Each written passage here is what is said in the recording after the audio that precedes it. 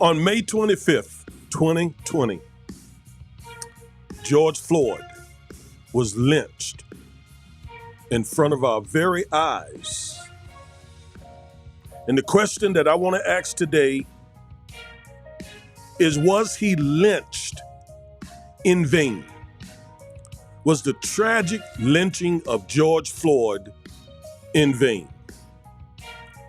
I wanted to do this show 2 days ago so that it would serve as some sort of semblance to the 3-year anniversary of his death.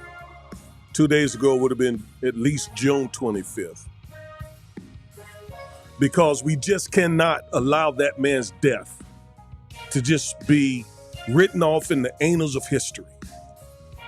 It was in my lifetime the closest thing that I ever saw to the 1950s, 40s, 30s, 20s style lynching. We even have the sounds to associate with a lynching where they hung black men from trees. And the question that I'm asking is whether or not his lynching was in vain.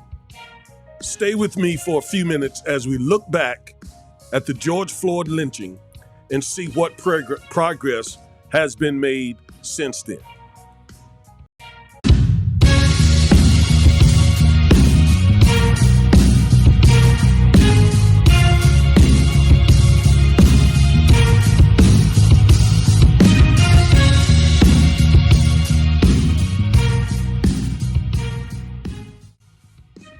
Thank you, everybody. Yes, I want to take some time this evening and just sort of look back at the lynching of George Floyd. I tell you, I don't know if I've ever been so impacted by something that I saw on television, not in real time, but pretty close to it. And we just cannot let that lynching be in vain. We need to look back and see what progress has been made regarding social and racial justice. And then we need to work double time to make sure that his death is not in vain. So I'm going to talk about the George Floyd lynching. We're going to look back a little bit. I guess I should warn you that some of what you're going to hear is going to be disturbing. Like I said, I've been trying to do this for the past few days. Every time I would sit down and try to put all the elements of this lynching together, I would get stopped in my tracks because it's just so emotional. I mean, I started calling this a lynching long before other people started calling it a lynching, because that's what it was. The only difference is Mr. Floyd was not hanging in a tree by a rope around his neck. He was lying down on cold, hard cement with a white man's knee pressed on his neck. But the effect was the same, the absolute same. And again, it's just too important in American history for us to forget, or for us not to get some progress from it to further social and racial justice. So that's what I want to talk about. So let's look into it. Again, was George Floyd's tragic death, his lynching, was it in vain? Was it in vain? Has there been any progress since then? Well, I think we should start where this whole debacle started. It started on the streets of Minneapolis. Let's look there at some of what happened. Again, warning, some of what you're about to hear is very emotional. So prepare for this. You've heard it before, most likely, but hearing it again is almost as tragic as the first time that I heard this and saw this with my own two eyes. Here it is. Restraint. Hobble. Okay. I'll grab that. Get him. Jesus. I can't breathe. I can't breathe. Thank you. I can't breathe. Stop moving. Mama. Mama. Yeah, Mama. Mama. One of the front pouches. Mama. On my right side bag. Mama. Mama. You're the rest guy. All right. All right. All right. So there it is. Just horrible. Just really, really, really terrible to hear this man repeatedly say, I can't breathe. I can't breathe. I can't breathe. To hear him repeatedly call for his mother, mama, mama, mama. It has come out, and others have tried to say he wasn't really calling for his birth mother. He was calling for his girlfriend that he called mama. I don't know which is true. Either one is bad, right? The fact that this black man is lying there, begging for his life, calling out for the comfort of either his birth mother or his girlfriend, either one. And those 4 police officers were very callous and seemingly didn't care what Mr. Floyd was facing, what he was dealing with. When I listened to the tape, for me, again, I'm witnessing a lynching. And this time, unlike the pictures that we see of lynchings back in the 20s and 30s, 40s, 50s, 60s, this particular lynching has sound to it. When we look at those pictures, we don't have any sound. In this instance, we have sound. And we hear what a black man is vocalizing as he's losing his breath. And the doctor's going to explain that here in just a second. But as he's losing his life, as less and less and less oxygen is reaching his brain because of the pressure that is applied to his neck, callously, we have a sound to it.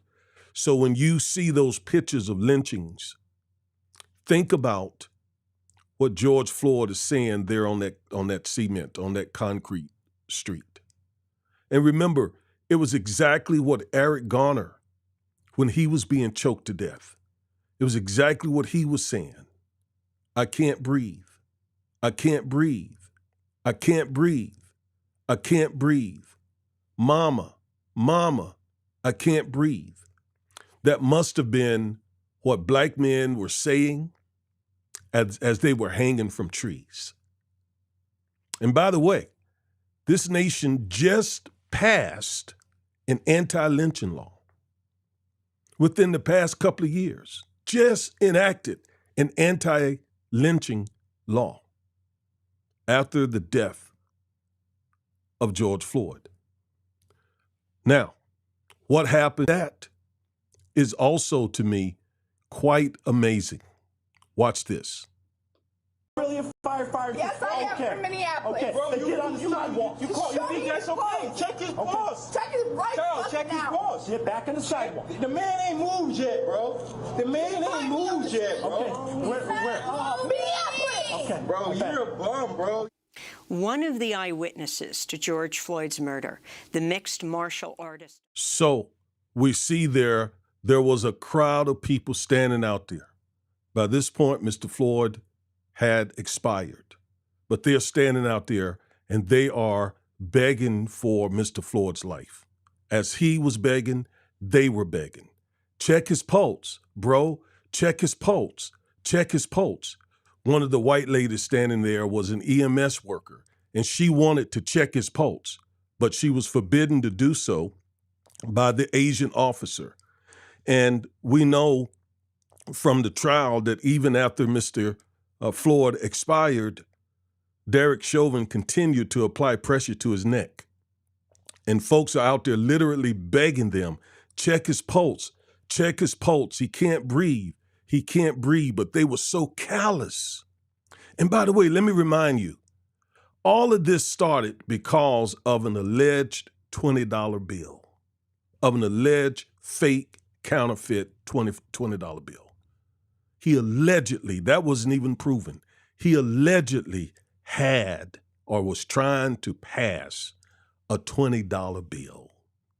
That's what this was all about. All this tragedy, all this trauma, all that the country went through, the tens and tens of millions of dollars behind this matter, all occurred because a black man allegedly was trying to pass a fake $20 bill. And then once the police arrived, what then precipitated it to the next level? Well, again, the callousness, the disregard of life by those officers. Because Mr. Floyd said repeatedly, I have claustrophobia. I am afraid, deathly afraid to get in the back of that car. Can you please call a van? Can you please call an SUV? Can you please do that? And let me tell you, on a personal level, I completely understand that. We shared with you that our family was arrested for an alleged trespassing after we complained about being racially profiled. I think this was back in 2019. My family and I, after church, we went to a theater here in the Dallas area, and my daughter Chloe was treated very, very, very racist in a racial way.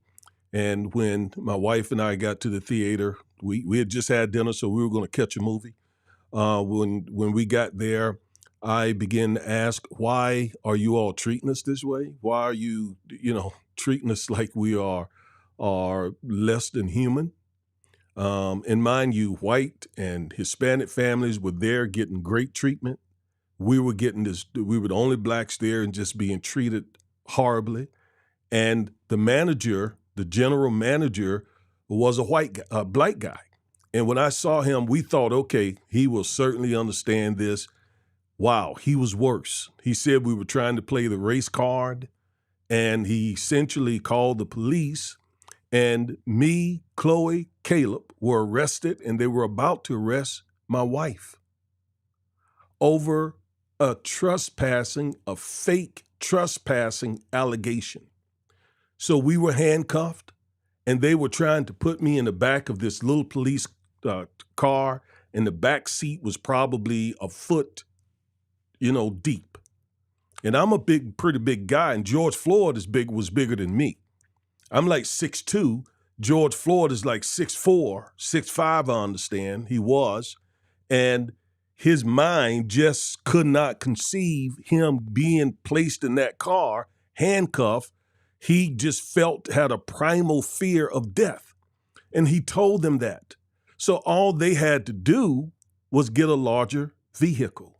Fortunately for me, when I told them, hey, look, this is just too small a space for me to get in, I was having the same reaction that Mr. Floyd was having. Fortunately for me, one of the supervisors who were there, they had all these cops there. One of the supervisors that was there said, hey, get an SUV. And so they got an SUV, and I, with no problem, got in the back of that SUV where it had a bunch of space, a whole bunch of space. That's all they had to do with Mr. Floyd. That was it. I'm so grateful they did it to me, because in my mind, I just couldn't see myself getting in the back of that police car. I mean, if they had tried to force me, I don't know what I would have done, because my mind was more in control. My sort of reptilian mind was in control, as it was with Mr. Floyd. So all they had to do was just get a larger vehicle for Mr. Floyd. He's a large guy. Get a larger vehicle. What is wrong with that? Why does that go against your police training? I mean, it's just treating someone civilly and humanly. I mean, it's just being humane. The man was only accused of passing a fake $20 bill. He wasn't accused of murder. He wasn't accused of rape. He wasn't accused of any of that. They said that he tried to get something with a fake $20 bill. He was not a danger to anyone. And you all have seen the tape of him saying, I'm not a bad guy. I'm not a bad guy. I'm just claustrophobic. I'm not a bad guy. Please, I'm not a bad guy. Don't hurt me. Don't shoot me. I mean you no harm. Please, I'm not a bad guy. You've heard that tape. But to them, that meant nothing. Absolutely nothing. This man's life was taken for no reason. Wow. And so what happened as a result of that? This is what happened. And this too is extremely riveting. This happened. Justice for George! I don't condone violence, but I understand it. Justice! What do we want? Justice! When do we want it?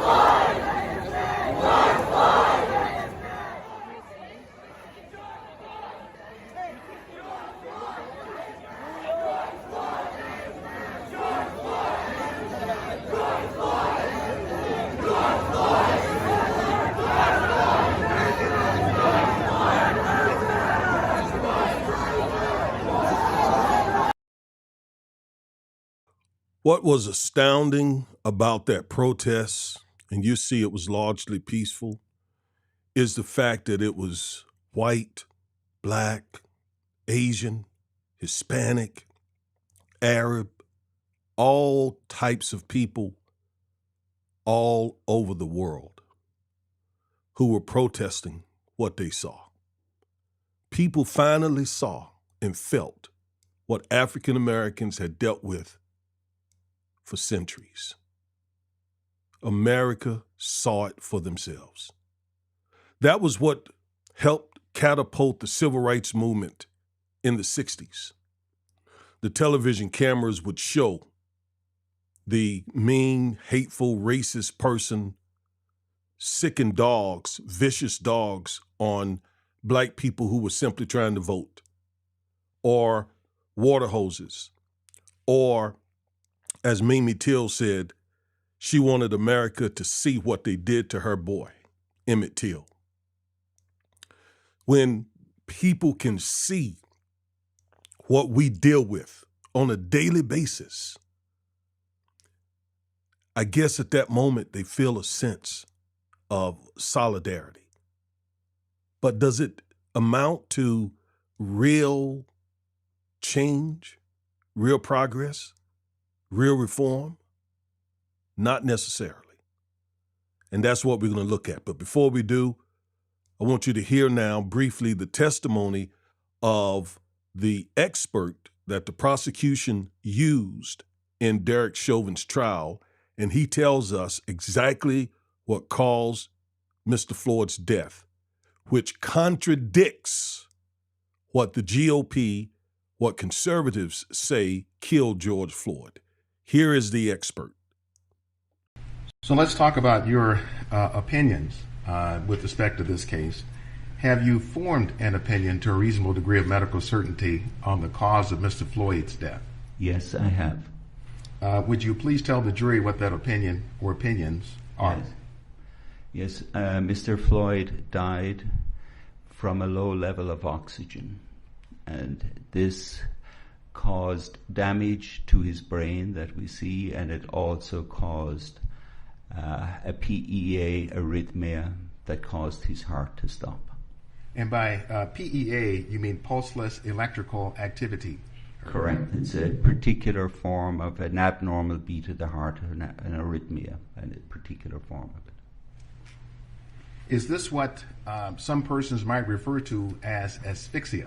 Yes, it has been called asphyxia. To me, it's not terribly helpful. It just, what we're really talking about is a low level of oxygen. Other people talk about hypoxia. That again is just a Latin term meaning a low level of oxygen. So all of this is just really other words for a phenomenon that is a low level of oxygen. Have you formed an opinion to a reasonable degree of medical certainty as to what the cause is or was for the low level of oxygen in Mr. Floyd? Yes, I have. Would you tell us what that is? The cause of the low level of oxygen was shallow breathing. Small breaths, small tidal volumes, shallow breaths that weren't able to carry the air through his lungs down to the essential areas of the lungs that get oxygen into the blood and get rid of the carbon dioxide. That's the alveoli at the bottom of the lung. So then what happened in the case of Mr. Floyd that relates to the shallow breathing that resulted in his low oxygen?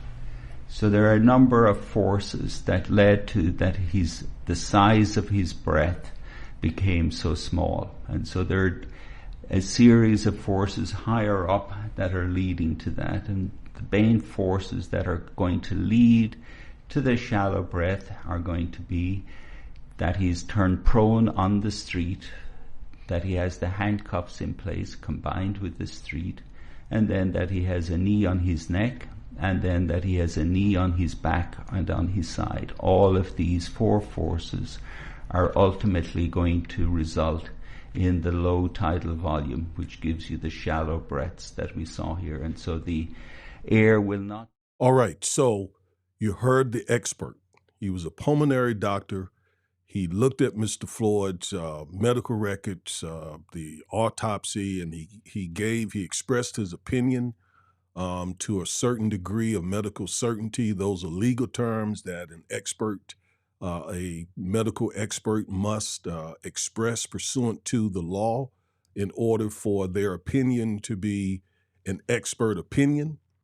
And notice what he said. He said essentially that Mr. Floyd died because his brain was not getting enough oxygen. And so then the prosecutor asked, well, why wasn't his brain getting enough oxygen? And the doctor said, because of shallow breaths.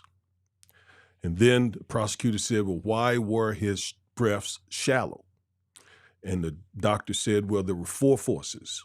One, he was laying prone, face down on his stomach. Pressure was being applied from the cement. You know, cement doesn't give.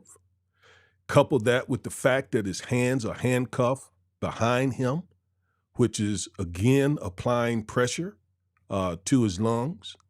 And then, on top of that, Derek Chauvin had his knee on Mr. Floyd's neck, and one of the other officers had a knee on Mr. Floyd's back. Those four things caused shallow breath, and because the breaths were shallow, Mr. Floyd's brain and vital organs were not getting oxygen, the requisite amount of oxygen to his lungs and other vital organs. So his cause of death was not any sort of drug in his system, any sort of precondition, medical condition. The doctor dispelled every bit of that at a certain degree of medical certainty. This doctor who was well qualified, he would have never been able to testify because the defense would have tried their best to disqualify him as an expert, but he was unassailable. There was no way that they could do what we call a Daubert challenge. There was no way that they could do that with this man. He was well qualified to offer his medical opinion. So despite what Candace Owens says, despite what other conservatives say, Derek Chauvin's knee on his neck and the knee of the other officer and being in a prone position with his hands handcuffed behind him created shallow breaths, which caused him not to get a requisite amount of oxygen. point blank. That was the cause of Mr. Floyd's death. And that all led to the conviction of Derek Chauvin and the conviction as well of the other 3 officers in both state and federal court. So that's what Mr. Floyd dealt with. The question that I'm asking, and before we go on, let's have a moment of silence for Mr. Floyd, his daughter, his family.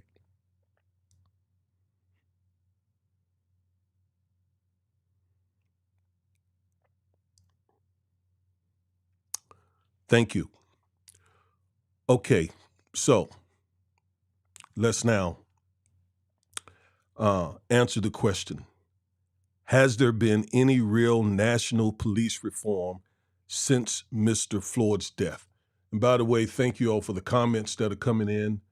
Thank you, my good friend Lawrence Stokes, for your comments. We'll come back to those in just a minute. Thank you, Mr. Green, for your comment. We'll come back to all of that in just a second. I'm answering the question, has there been any real national police reform? All right, so according to the New York Times, over 30 states passed more than 140 new police oversight and reform laws, according to a New York Times analyst of data from the National Conference of State Legislatures. So, shortly after Mr. Floyd's death, I think within about a year, 30 states passed certain police oversight and reform laws. So on the state level, yes, some reform was implemented by these states. Now, here are the states that implemented the police reforms. The states that are in the dark colors. You see the states out west, you see the states out in the Midwest, the lower Midwest, or what you might call the Southwest, and then states in the Northeast, and a few states there like Illinois. I think Michigan is in that crowd. But you come down south, you see most of those states implemented or enacted no police reform laws. North Carolina did not, my home state. South Carolina did not. Georgia did not. Alabama did.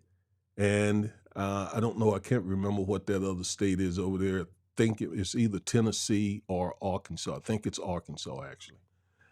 Implemented some reform. And then the lighter blue state there, I believe that's Oklahoma, some slight reform. But for the most part, the South did nothing. Now, are you surprised by that? No, because the South is the home of the Confederate. The South is the place where slavery occurred and Jim Crow occurred. That doesn't mean the rest of the country is not racist, but the South is the seatbed of this white supremacy that we have fought for 400 years. And they did nothing, despite George Floyd begging for his life, despite the evil that we saw in Derek Chauvin's eyes and the evil that we saw with the other officers. These states were not moved by that at all. All right? The New York Times article says, quoted Amber Widgery, I hope I'm pronouncing her name correct, Widgery, a policy expert, said many of the laws restricting the use of force, overhauling disciplinary systems, installing more civilian oversight, and requiring transparency around misconduct cases give states far more influence over policing practices that have typically been left to local jurisdictions. So we applaud those states that passed some reform laws. The question, though, has any real national police reform been done? And the answer to that is no. We'll see that in just a minute. We're seeing the creation of really strong centralized state guidance that sets a baseline for police accountability, behavior, and standards for all departments. So Ms. Widgery is quite complimentary of the states who enacted these reform laws, and I am too. We thank God for every little bit we get to prevent seeing and experiencing another George Floyd.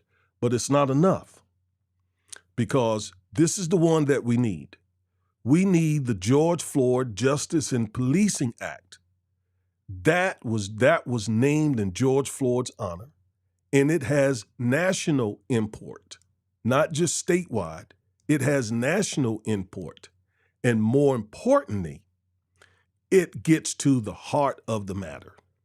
And I want you to just look me in my eyes, and I want to look you in your eyes as I talk about what's really needed to prevent more George Floyd scenarios. It is the abolishment of qualified immunity. It is the abolishment of qualified immunity. Qualified immunity is a law. It's not a statute. It is a law that was created by the U.S. Supreme Court that essentially says police officers are immune. They have qualified, not absolute immunity like judges, but they have qualified immunity. But don't be misled by the word qualified, because qualified is a high standard. The court has made that a really high standard. Essentially, you have to show a family who sues a police officer in civil court. We haven't even talked about criminal court. Let me just quickly say, in criminal court, the first thing has to happen is the officer has to be arrested. We have done these cases, and it's very difficult to even get an officer arrested.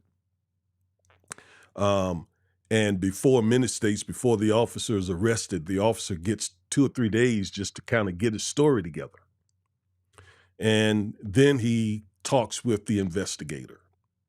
And even if the officer is arrested, then the prosecuting authority has to present the case to the grand jury, and the grand jury has to return an indictment, which doesn't happen much at all. At all. Grand juries typically do not indict police officers, no matter how horrible it looks. But even if he's indicted or she, and it ends up going to trial, most often they are acquitted. They are found not guilty. Philando Castile was in complete compliance. The officer shot and killed him simply because of fear. He feared that, according to him, he feared for his life because he knew Philando Castile was armed, and he just shot him. We all saw that too. The Philando Castile's girlfriend was Facebook living. She was live streaming it on Facebook when he shot Philando Castile. We've seen other examples. I'm trying to think of the gentleman in Oklahoma who was standing with his hands up, and a woman shot him in the side and killed him. Terrence Crutcher, I believe his name was. We saw Walter Scott getting shot in the back. We saw Tamir Rice being shot within seconds of officers pulling up because he had a fake gun. We know here in this area about Botham Jean, who was shot by a police officer who claimed that she mistakenly thought that he was in her apartment. That officer was found guilty and is sentenced for 10 years for the murder of Mr. Jean. This is my home here. I knew the prosecutor. I know the prosecutors who did that case, and they did a great job. They did a great job. Jason and Laquita, great job on that case.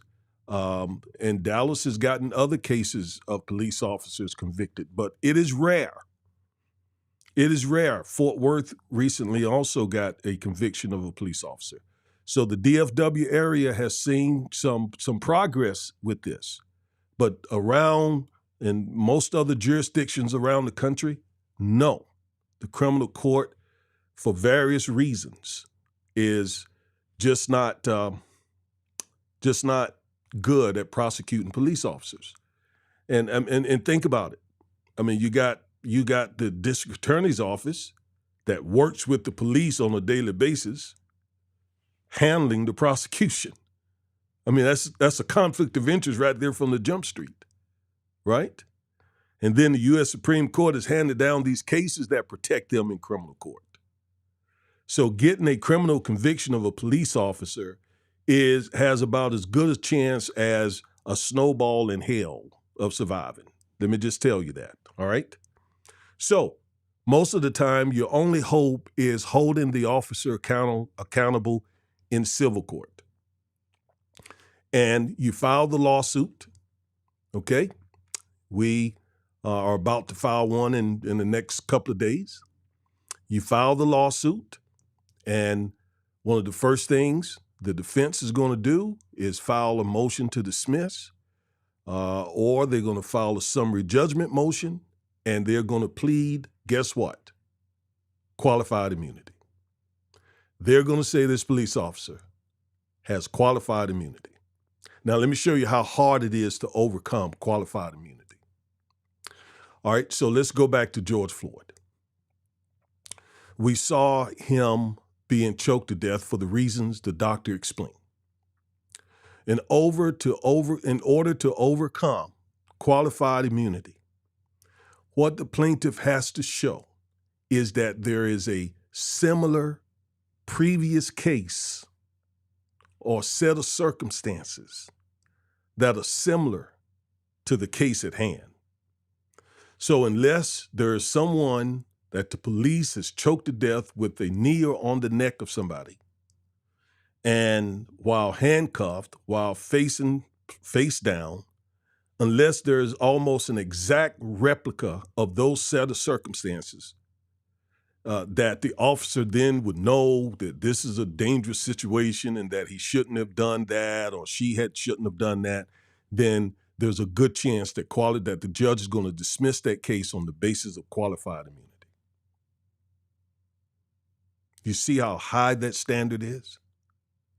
So again, if a police officer shoots someone under a set of circumstances, let's say we call those circumstances A, in order to overcome qualified immunity, the plaintiff, the attorney representing the family, has to find a very, very similar case and show the judge, here's a similar case that shows that this set of circumstances was dangerous to put our family's loved one in. So here is a precedent that should overcome qualified immunity. Well, some of these circumstances are so unique that it's hard to find a similar case. So what happens to your case is thrown out because of qualified immunity. The George Floyd Justice in Policing Act is intended to overcome or to abolish qualified immunity. And so they had this thing worked out in the House. The House voted to approve it in 2020. The George Floyd Justice in Policing Act of 2020. The House passed H.R. 7120, but Senator Tim Scott represented the GOP in the Senate and said the GOP wouldn't support abolishing or limiting qualified immunity. And oh, by the way, Tim Scott is currently running for president. Tim Scott, the first African-American senator who was voted into the Senate since Reconstruction, was the man who essentially said, we're not going to support the George Floyd Justice in Policing Act of 2020 because we don't want to abolish or limit qualified immunity. Tim Scott, who's running for president right now. Okay? who's going to try to get many of you to vote for him. All right? He's going to try to get many of you African Americans to vote for him. All right? So, the House passed this in 2020. They passed it. Got to the Senate? No. All right? So, 2021, the same bill is reintroduced. The George Floyd Justice and Policing Act of 2021. Almost the same thing happened. The House passed it, H.R. 1280. But again, Senator Tim Scott said the GOP Senate wouldn't support abolishing or limiting qualified immunity. Because that's the biggie.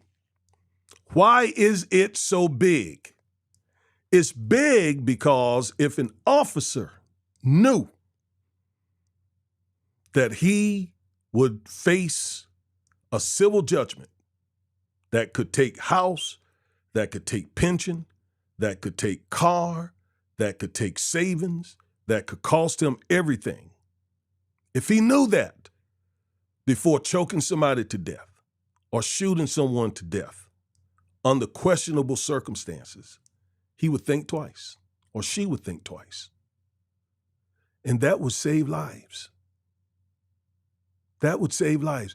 If Derek Chauvin knew that qualified immunity had been abolished or limited, he would not have stayed on George Floyd's neck like that. Neither one of the other officers. Why, in other words, are these officers oftentimes so arrogant? Because they know they're most likely not going to be prosecuted in criminal court, and they won't be held accountable in civil court. Now, what Tim Scott did, let's go back to him for a minute. Tim Scott, he tried to come up with a compromise. He said, hey, let's abolish qualified or limit qualified immunity with regards to the police department, not to the officer, to the police department. In other words, let's hold the police department accountable, not the police officer.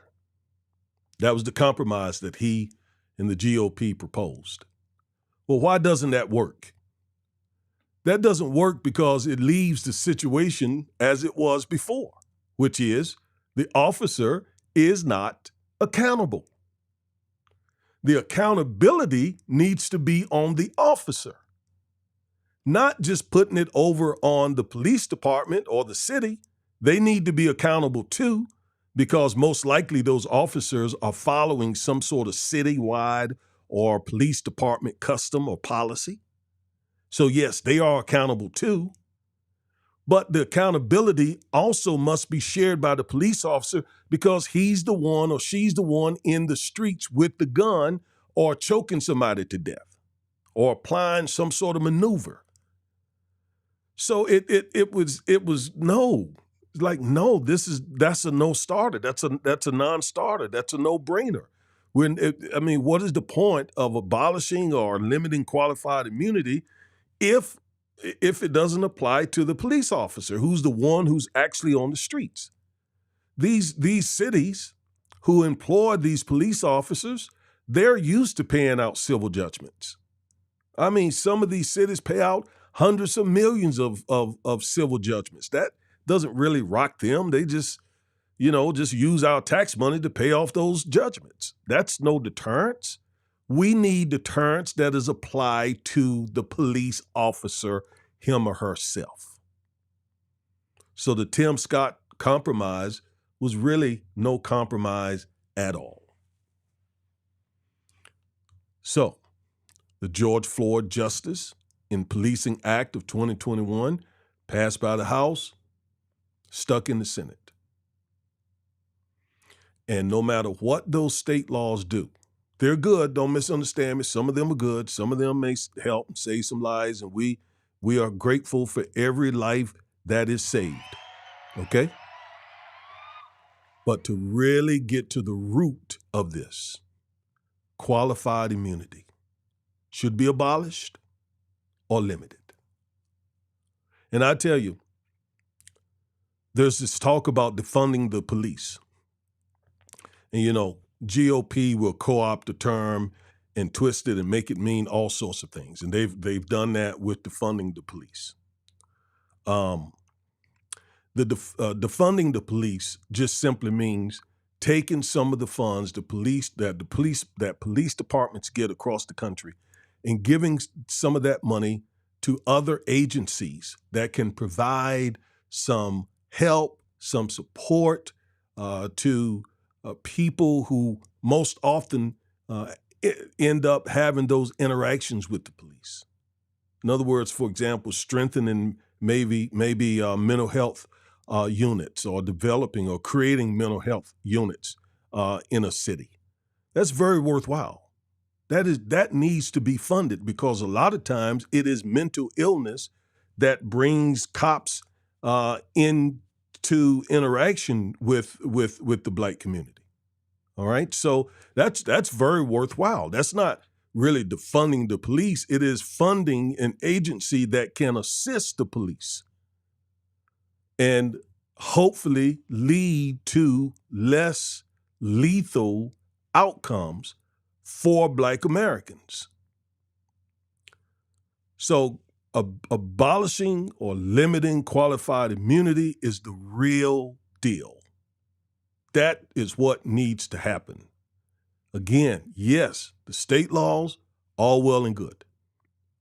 But nothing will deter these police officers like knowing you pull that trigger, you apply that choke move, and if it's found that you did it unlawfully, you could lose everything.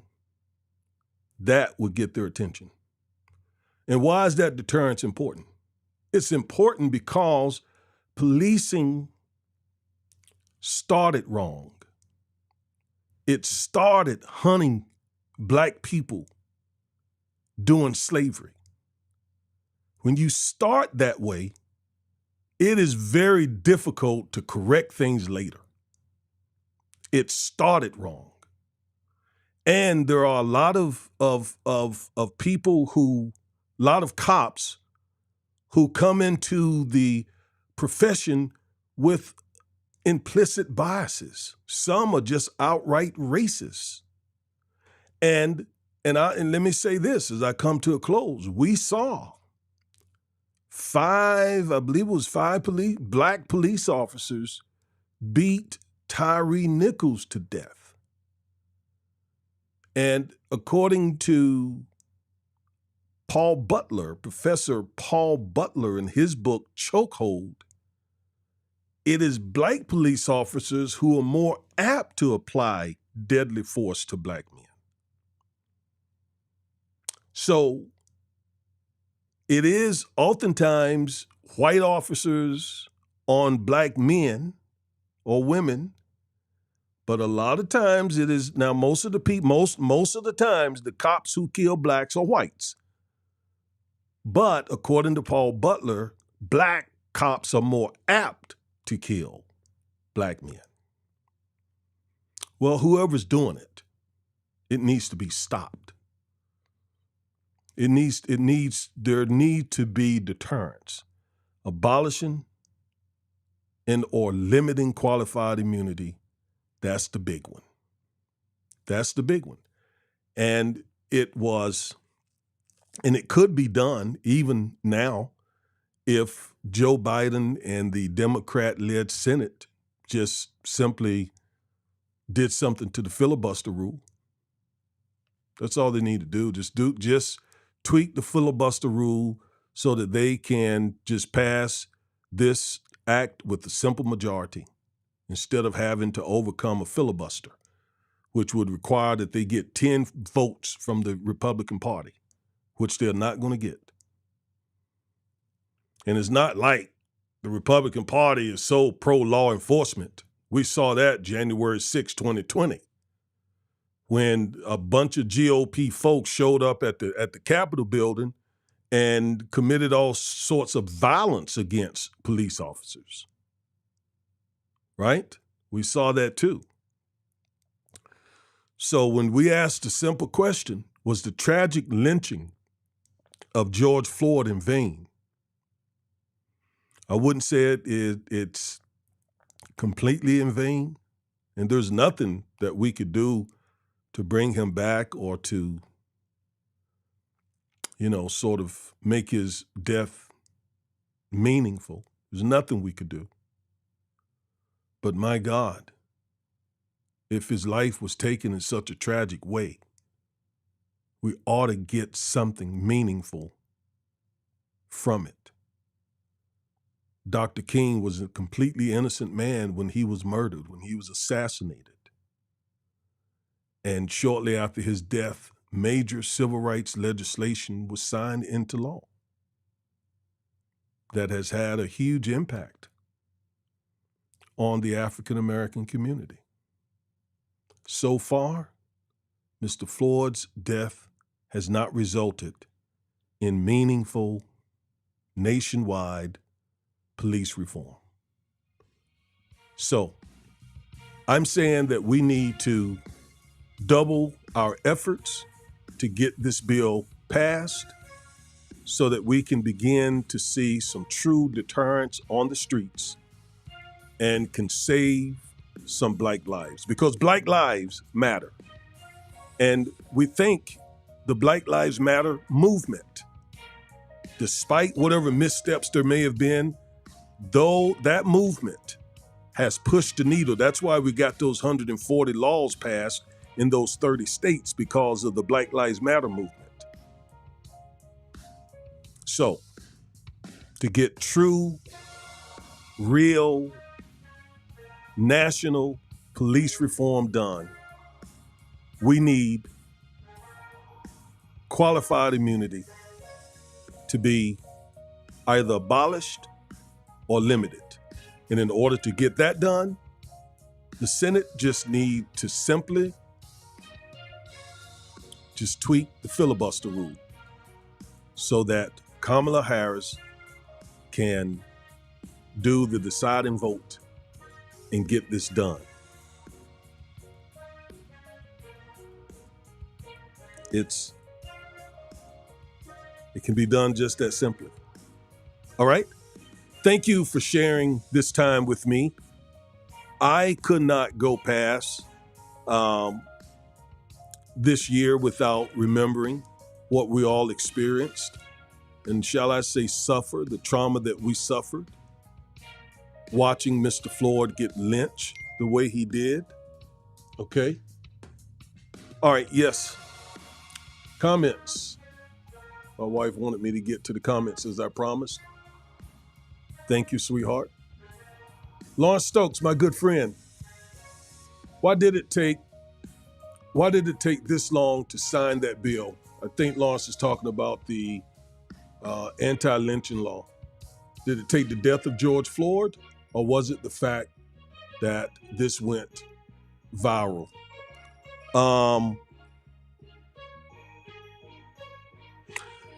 Lawrence, I believe it took this long because we live in a very deeply racist country. Very, very, very deeply racist country. You remember in South Carolina when that Charleston shooting occurred, it was only after the death of those 9 people that South Carolina removed that racist Confederate flag off its state capitol. You remember, it was a black woman who, Bree Newsom, I think her name is, who climbed that flagpole and brought it down. So yeah, I think it's because we just live in a deeply racist country, deeply, profoundly racist, who oftentimes will not give an inch to the demands, the cries, the trauma, the tragedy of Black people. And it's the reason why voting matters, because we can't depend on their goodwill or their grief or any. We can't depend on that. We have to force change. We have to force it. We have to make it happen. Mr. Green says, I think George had something on the officer from the club. That's why he did not let up. I heard that. I heard that as well. Some folks suggest that they knew each other. I don't know. Didn't come out at trial, but I don't know. He certainly didn't let up. My good buddy Lawrence says the bombing of churches and houses, the media for the first time did its job on showing the brutality. Yes. And also thanks to social media for forcing main media to give certain things attention, right? But yeah, the media sometimes gets it right and report the news the way it should be reported. Although I still have strong misgivings with main media. It has a way of painting Black Americans in such a way that, still is very problematic. And then my wife says the abolishment of qualified immunity is what is really needed to get to the bottom of police misconduct. Absolutely, sweetheart. Thank you for that comment, and thank you for all the comments. And that's going to do it for me. Again, I don't want to hold you too long. I could sit here and just keep talking about this. This is what I live every day. But thank you for commenting. Please like, share, subscribe if you're not a subscriber. Go to our YouTube channel, The Defiant Lawyers, and subscribe. We need your support so that we can continue bringing out this information. Okay? That's going to do it. Thank you so much. You all have a good one. Have a good evening. And now, tomorrow, by the way, let me say this. Tomorrow, we're going to do another video, and we're going to talk about these racial gerrymandering cases that have come out from the U.S. Supreme Court this term. There have been 3 of them. We also may get the affirmative action case tomorrow, and we want to certainly review and analyze it. And so we very well may be coming back tomorrow, okay? Again, Attorney Augustus Corbett, one half of the Defiant Lawyers, who each and every Saturday bring you a legal analysis of trending politics, policies, personalities, pop culture, to empower you with the information you need to defy this unjust legal system. Thank you for tuning in. I'm out. Peace, soul, hope, love. I got Don Kinnear's wrong, but you all know. Bye.